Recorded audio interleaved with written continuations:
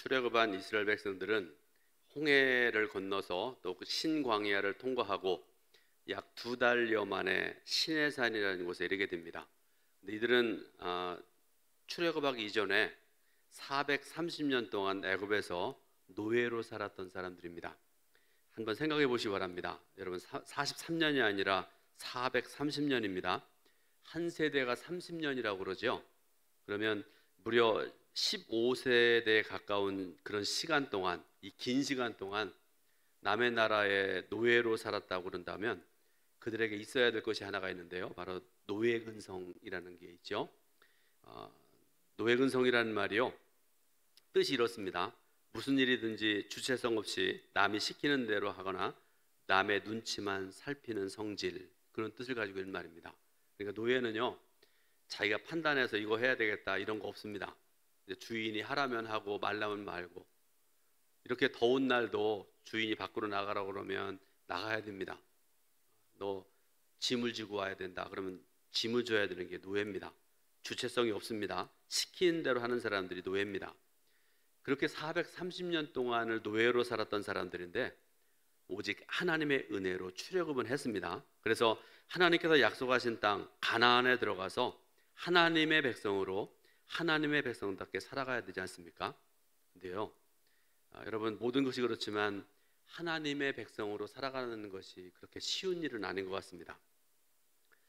하나님의 백성답게 살아간다는 것, 다른 표현으로 말하면 성도답게 살아가는 것, 어떻습니까? 여러분, 어렵습니까? 쉽습니까? 저는 목사고 예배 드리는 여러분 중에는 장로님도 계시고 권사님도 계시고 집사님도 계시고 그런데요, 다시 한번 질문을 좀 할 거니까 저를 쳐다보시고 좀 뭔가 이렇게 해야 될 거 아니겠습니까? 하나님 백성답게 살아가는 게 쉽습니까? 어렵습니까? 그러면 또 하나, 여러분, 더우니까 또 한번 질문을 드릴 텐데요, 여러분은 하나님의 뜻대로 살아가십니까? 아니면 내 뜻대로 살아가십니까? 자신이 없으시죠?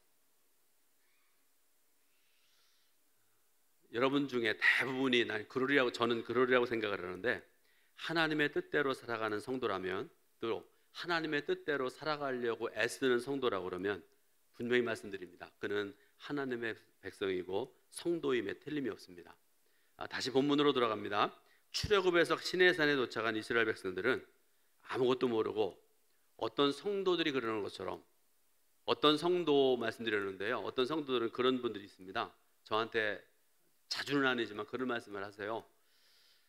교회 나오면 모든 게 다 잘 되는 줄 알았습니다. 집안도 화목하고 남편 직장에서 승진하고 애들 공부 잘하고 건강하고 모든 것이 잘 될 줄 알았습니다. 그러니까 그분이 하는 말은 그렇지 않더라는 얘기 아니겠습니까? 그죠? 여러분, 예수 믿어 살아가면서 또 하나님의 백성으로 신실하게 살아가는데 어떤 때 아프기도 하잖아요. 실패도 하잖아요. 그런 것들을 많은 성도들이, 많은 사람들이 경험하는 그런 삶을 살게 되는데, 근데 당시에 출애굽한 이스라엘 백성들은요, 어떤 성도들이 그러는 것처럼 아마 이제 출애굽에서 나왔으니까 우리는 모든 것이 잘 되리라 그런 생각을 했던 것 같습니다. 아마 100번, 1000번 그렇게 생각했을 것임이 틀림이 없습니다. 그런데 당시 출애굽한 이스라엘 백성들의 그 영적인 상황을 잘 알고 계셨던 하나님께서는 아마도 이런 생각을 하셨던 것 같아요. 이 백성들이 이 모습대로 가나안에 들어가 살게 되면 하나님의 백성답게 살아갈 수 있을까? 그런 생각을 하셨던 것 같습니다. 여러분 생각은 어떠세요? 당시에 출애굽한 이스라엘 백성들이 그대로 40년 광야 생활하지 아니하고 그대로 가나안 땅에 들어가서 살았다고 그러면 그 사람들이 신실하게 하나님께 예배드리고 오직 하나님만 경배하고 믿음으로 살았을 것 같습니까? 아니면 반대였을 것 같습니까? 아마도 그렇지 않았으리라고 생각을 합니다. 그래서 하나님께서는 그 백성들의 그 형편과 사정을 너무나 잘 아신 하나님께서 두 가지 방법을 찾으셨습니다. 그 중에 첫 번째가 뭔가 하면 그 백성들과 하나님 사이에 시내산 언약을 맺으시는 것이었습니다. 출애굽기 19장 5절 6절에 보게 되면 시내산 언약의 가장 중요한 부분이 나오게 되는데요, 자, 출애굽기 19장 5절 6절 말씀을 우리 같이 합독해 올립니다. 세계가 다 내게 속하였나니 너희가 내 말을 잘 듣고 내 언약을 지키면 너희는 모든 민족 중에서 내 소유가 되겠고 너희가 내게 대하여 제사장 나라가 되며 거룩한 백성이 되리라. 너는 이 말을 이스라엘 자손에게 전할지니라. 아멘. 시내산 언약의 핵심 내용이 조금 전에 우리가 함께 읽었던 5절 6절 말씀입니다. 그리고 크게 보면 출애굽기 19장 전체가 시내산 언약이다 이렇게 말씀드릴 수 있습니다. 두 번째로도 하나님께서 대책을 세우셨는데요. 그 두 번째 세우셨던 대책이 바로 십계명입니다. 여러분 출애굽기 20장 1절부터 17절 말씀 보면 첫 번째로부터 10번째까지 계명을 하나님께서 하나하나 말씀을 하고 계십니다. 그런데 자, 여러분 출애굽기 20장에 십계명이 한 번 기록이 되고요. 성경 십계명이 또 한 번 기록되죠. 또 어딘지 아시는 분 있으신가요?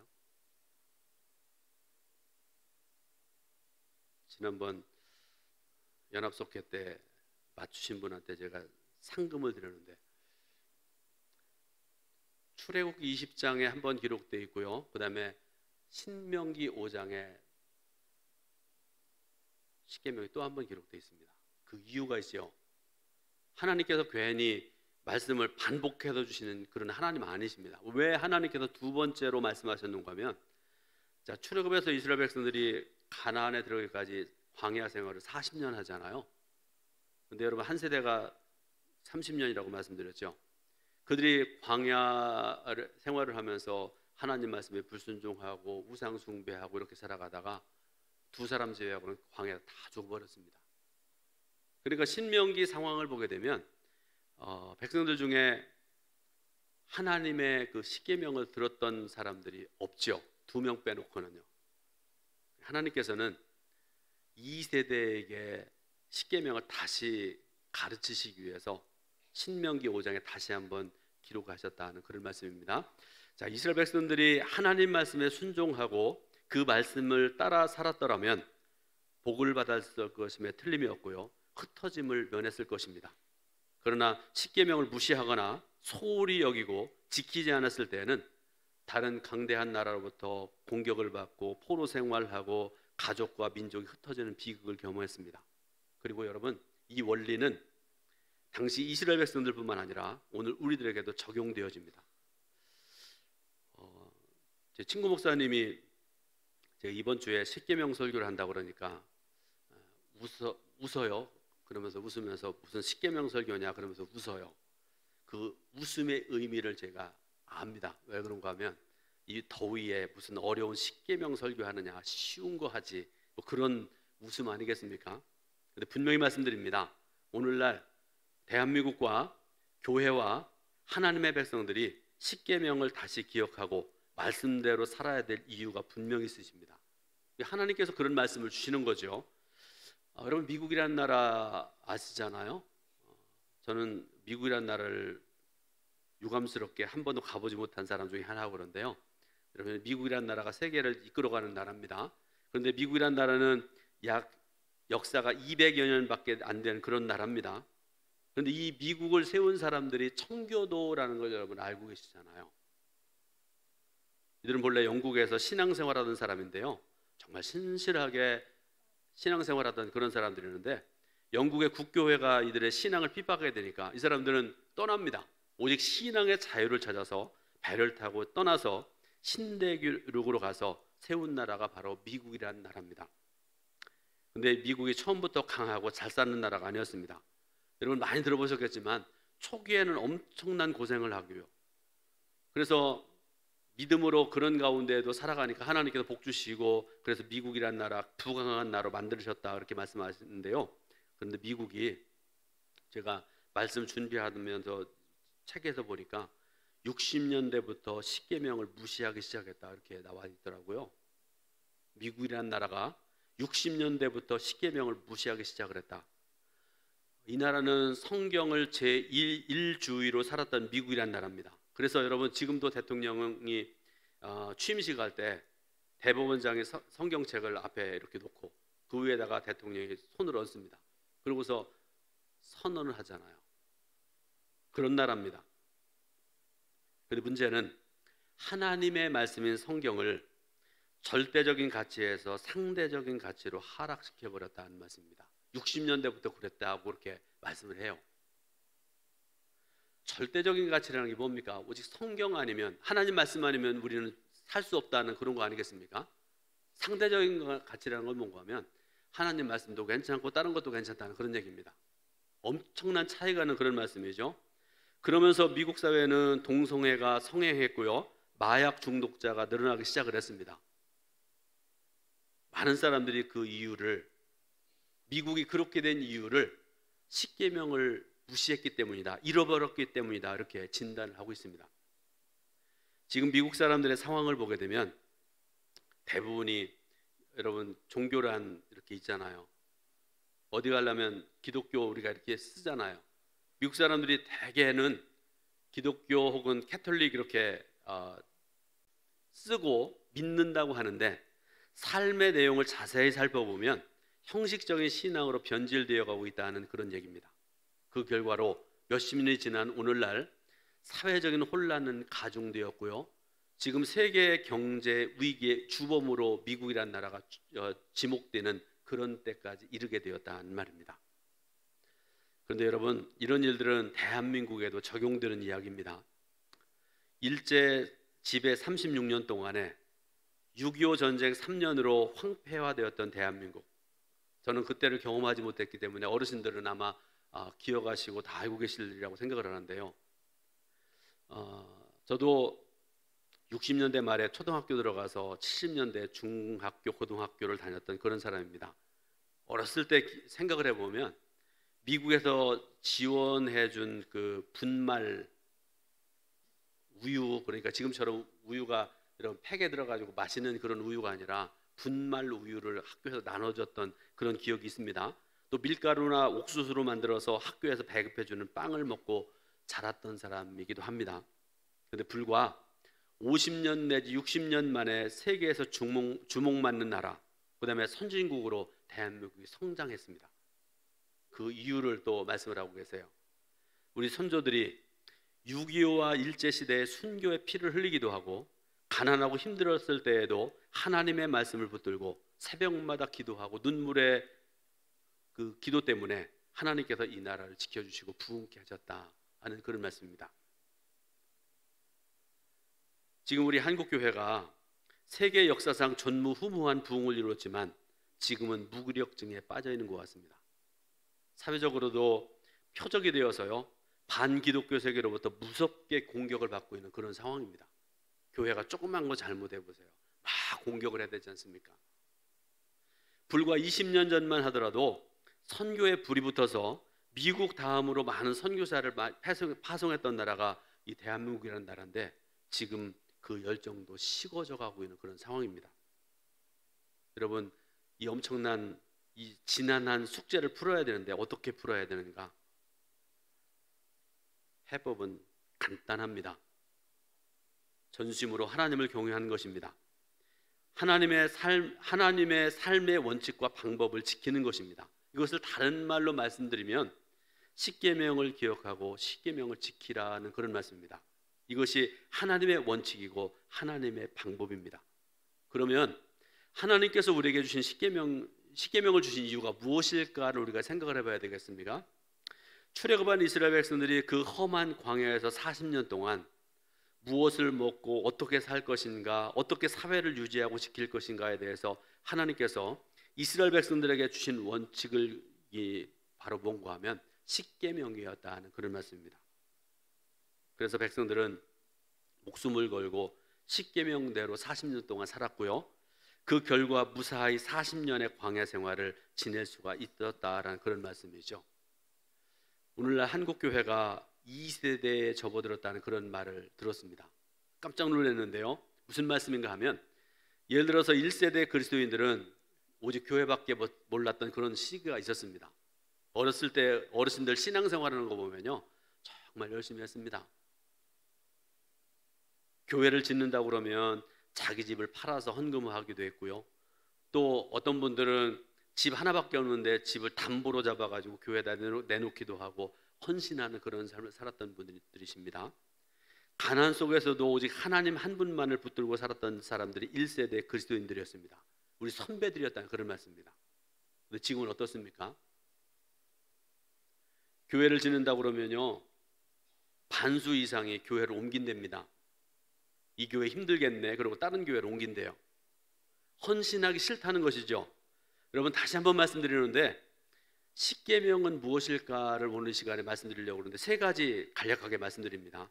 여러분, 첫 번째 십계명은요, 축복의 통로입니다. 십계명을 지키면 민족이 흩어지지 않았고요, 망할 것 같지만 망하지 아니하고, 죽을 것 같으나 죽지 않고, 어떤 전쟁이나 질병에서도 살아납니다. 그것은 축복의 통로고 축복의 원칙이었습니다. 십계명은 은혜와 축복의 창고입니다. 십계명대로 살면 나라가 부궁해지고 사회가 안정되고 풍요로움이 있습니다. 성경에 기록되어진 모든 축복이 십계명을 통해서 흘러넘치게 된다는 말씀입니다. 두 번째로, 십계명은 사탄의 세력을 꼼짝 못하게 묶어버리고 내쫓는 하나님의 방법이십니다. 십계명이 무너지면 둑이 무너지는 것 같습니다. 얼마 전에 여러분 홍수 나가지고 어느 댐 무너진 거 여러분 알고 계시죠? 죄악의 물이 홍수처럼 쏟아져 들어와서 그 도시와 국가를 점령합니다. 그리고 사람과 가정과 도시와 나라를 지배해버립니다.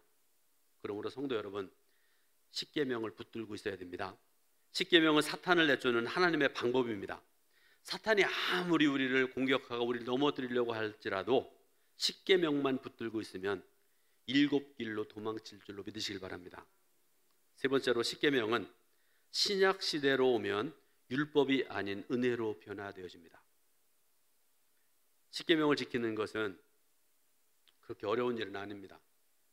단 은혜 받은 성도에게는 어렵지 않습니다. 쉬운 일입니다. 제 자신과 주위 목사님들과 함께 신앙생활하는 동청교회 성도들을 보게 되면, 은혜 받은 성도들 이렇게 쭉 보면은요, 하나님께서 주신 계명을 잘 지킵니다.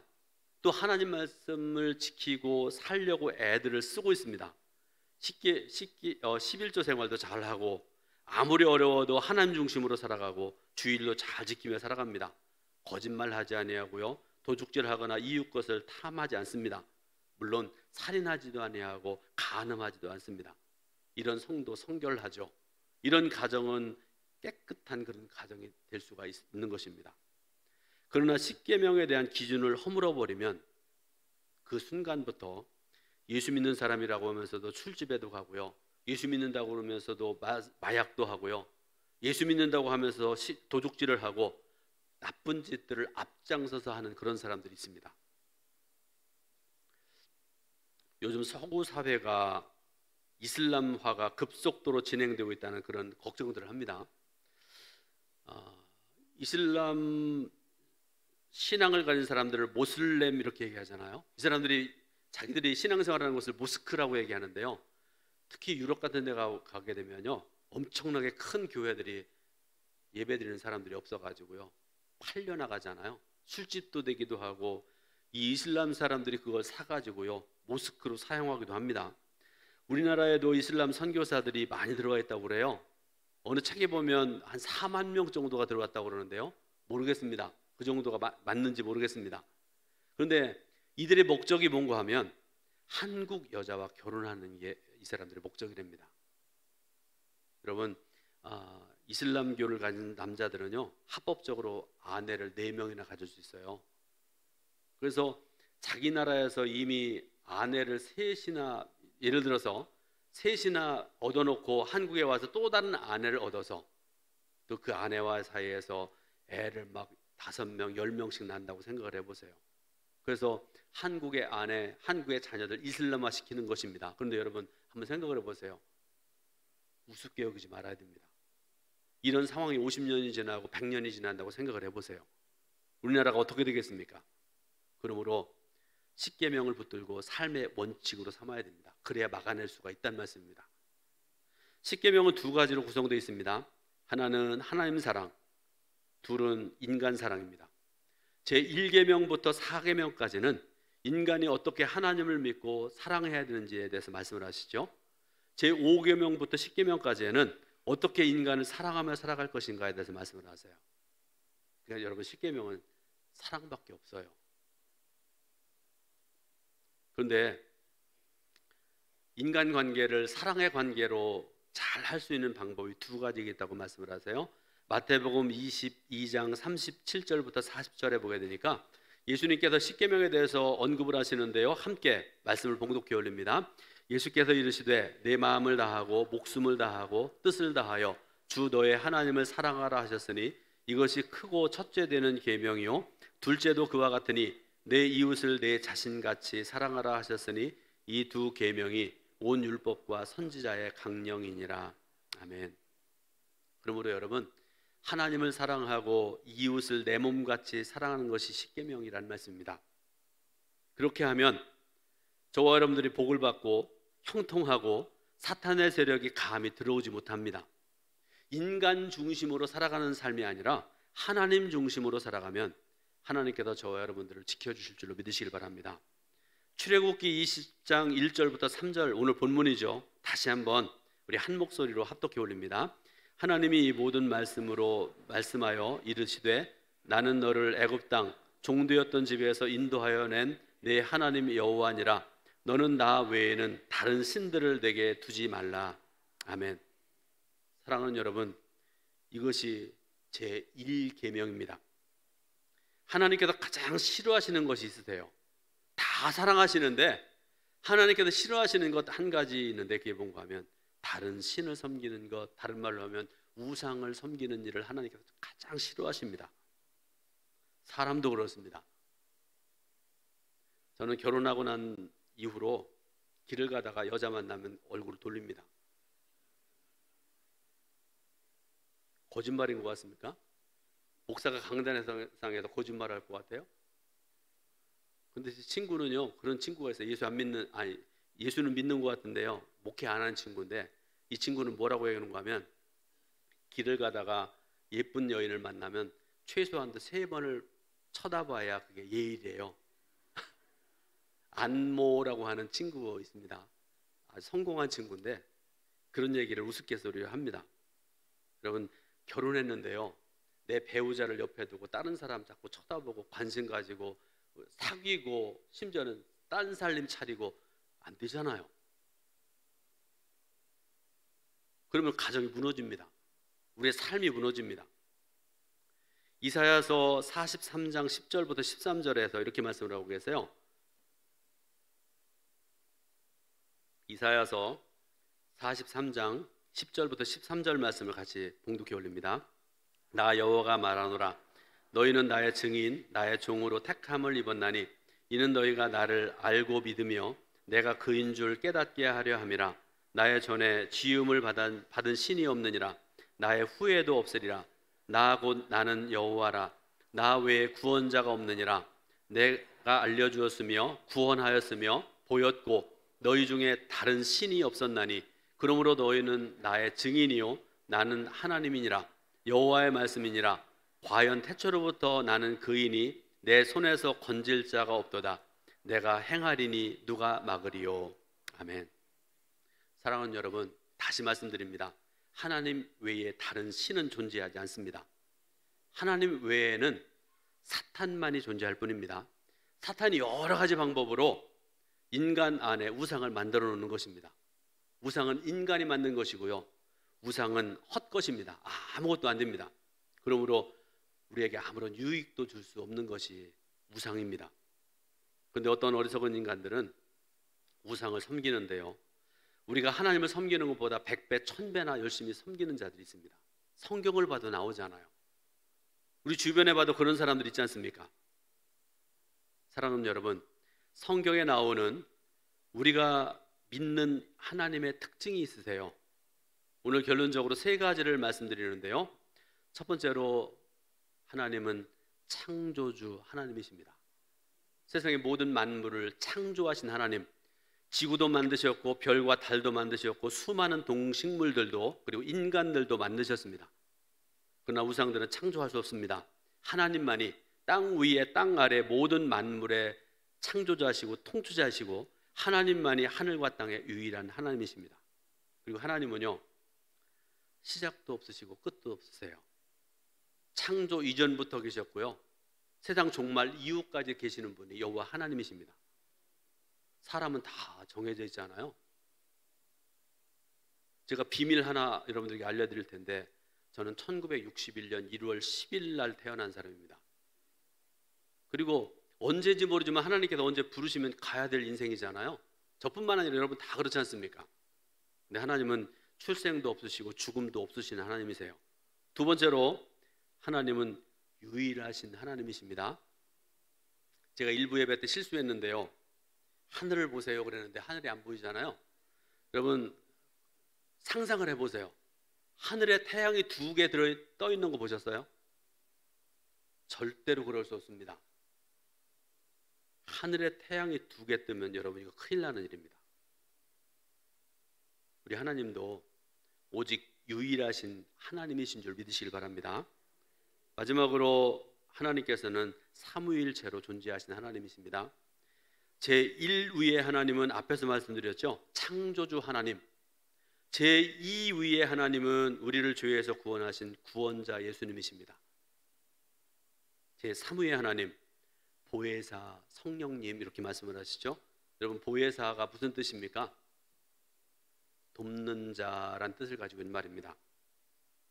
지금도 보혜사 성령님께서 저와 여러분들을 돕고 계십니다. 예배드릴 수 있도록, 주일 성수할 수 있도록. 내가 탐심을 가지고 있을 때 이러면 안 된다, 그러면 안 된다, 하나님의 사람이 그러면 안 된다, 도우세요. 사랑하는 여러분, 우상을 거절하시기 바랍니다.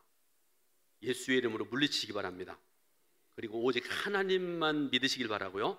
그리고 십계명을 잘 지켜서, 십계명이 여러분들을 힘들게 하는 것이 아니라 십계명이 여러분의 축복의 통로가 되시기를 예수님의 이름으로 축원드립니다. 기도하겠습니다. 하나님의 크신 은혜와 사랑을 감사드립니다. 귀한 주일을 허락하신 하나님, 예배드리게 하신 하나님, 말씀 듣게 하신 하나님 감사드립니다. 귀한 생명과 진리의 말씀을 들었사오니 들은 바대로 행하며 살아갈 수 있는 우리 동천교회 성도들 모두가 될 수 있도록 은혜와 귀하신 사랑을 베풀어 주옵소서. 예수 그리스도의 이름으로 기도드립니다. 아멘.